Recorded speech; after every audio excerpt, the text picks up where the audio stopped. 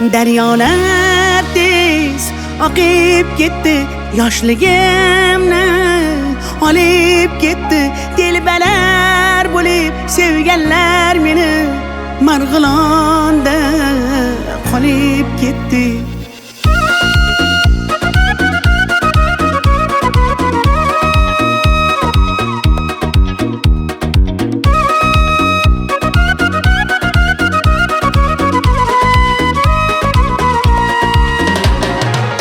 Biz opa televizordan tushmay qo'ydingiz.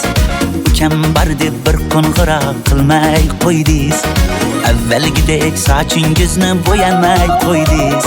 Menga yoqar edi sariq sochingiz. Eslatding-ku yoshligimni, boshligimni.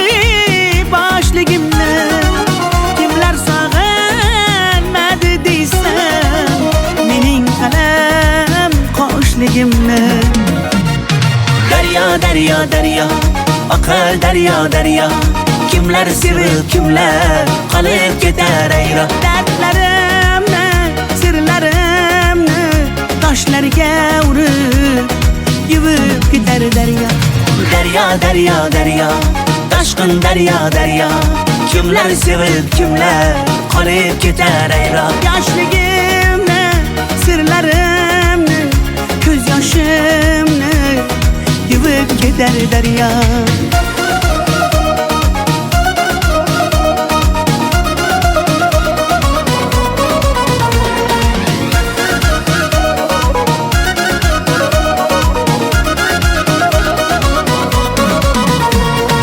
O'tib ketdi yoshligi demang yolg'ondan.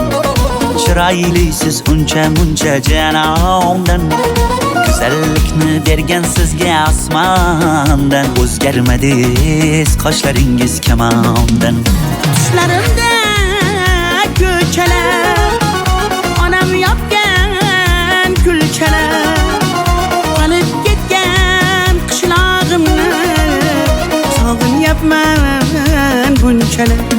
Oy daryo, oqar daryo. Kimlar sevib, kimlar qolib ketar ayro. Dardlarimni, sirlarimni toshlarga urib yuvib ketar daryo. Daryo, toshqin daryo.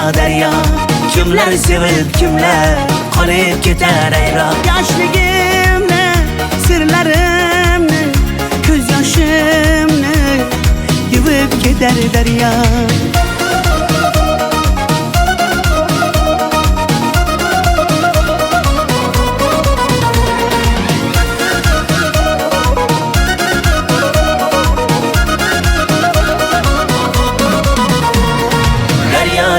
Daryo, oqar daryo.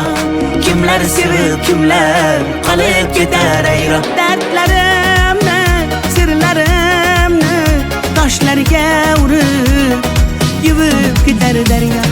Daryo, toshqin daryo.